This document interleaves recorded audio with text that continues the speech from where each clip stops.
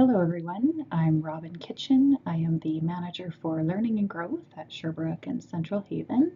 So my role in our communities is education, and I'm an Eden educator, and I'm really excited about these Eden learning modules. And today is module 5, where we are going to be talking about redefining genuine care. In the Eden alternative philosophy, we learn that there is a problem. And the problem is that people are dying of loneliness, helplessness, and boredom. That these three plagues cause the bulk of suffering amongst people living in long-term care. And we learn that a big reason for that is because the traditional nursing home or long-term care home has been focused on a medical model or an institutional model where nobody wants to live. We learn in the Eden alternative that there is a solution to this, and that the solution is that we need to abandon the institutional or medical model, and in its place, we need to create a healthy community where well-being is enhanced. The Eden alternative focuses on the needs of the human spirit as well as the needs of the human body, and that's what helps to enhance well-being.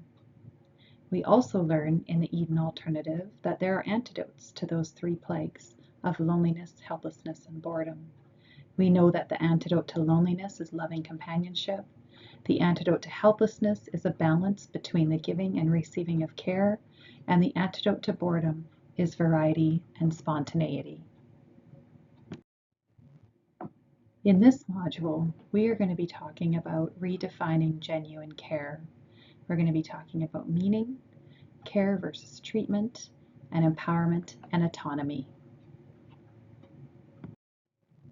Principle 6 in the Eden alternative teaches us that meaningless activity corrodes the human spirit. Meaning is unique to each of us and is essential to health and well-being. Life has to have meaning. Meaning is one of the Eden domains of well-being. It's one of those universal human needs that we all have. If we're going to experience well-being, we need to be engaged in things that are meaningful to us.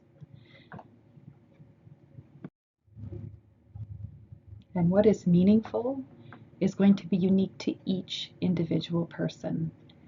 Being well known is really important here. We also need to ensure that we have created a diverse and abundant community that is just rich with possibilities for people to tap into what's meaningful for them. One of the things we also talk a lot about in the Eden philosophy is something called simple pleasures. Simple pleasures are those little day-to-day things that just make you happy. So it can be like that first cup of coffee in the morning. It could be watching a sunset.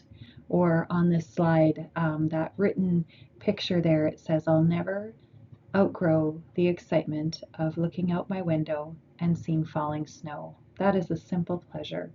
So little day-to-day things that just make you happy. There is so much meaning and joy that can come from simple pleasures. And so it's really important as a community to share your simple pleasures and to learn the simple pleasures of those around you. Life has to have meaning. We all need a purpose. We all need a reason to want to get out of bed every day. Principle 7 in the Eden alternative teaches us that we are more than our medical diagnoses. Medical treatment should support and empower us to experience a life worth living. We are more than our medical diagnoses. And although medical treatment, which is a medical intervention to treat illness or injury, is important, but life can't revolve around it. Medical treatment alone is insufficient for quality of life. Everyone deserves good treatment, but we don't want it to take over life because this is not a hospital. This is a home. And treatment is not always care. Treatment is a medical intervention done to treat illness or injury, and care, in the Eden definition, is helping another to grow. And so treatment is care when it helps that person to grow. But we know that not all treatment does that. And there's a lot of improperly placed treatment in long-term care.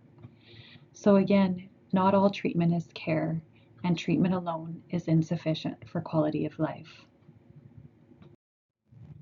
And a great quote from Dr. Thomas He says we can't focus so much on treatment that we lose sight of the person being treated. We are more than our medical diagnoses. Treatment alone is insufficient for quality of life. Principle 8 teaches us that decision making must involve those most impacted by the decision. Empowerment activates choice, autonomy, and influence. Principle 8 in the Eden philosophy teaches us that we need to ensure that decisions are being made by the right people and that elders are making decisions that are rightfully theirs to make. And you'll see on the slide in the box it says elders rule. Principle 8 is about empowerment and autonomy. Empowerment is having the authority to make decisions, and autonomy is one of the Eden domains of well-being, and that is the need that we all have to be in control of our own life as much as possible. Again, loss of control is the biggest fear people have when they move into long-term care, and so we need to put as many decisions as possible into the hands of the elders.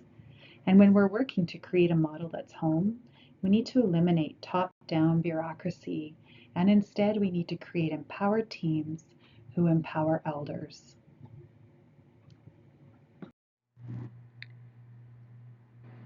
And at Sherbrooke and Central Haven, we really see elders as citizens in their communities. And this really fits with Principle 8 because citizens in a community are empowered. Citizens contribute to the growth of their community by sharing their gifts, passions, and interests.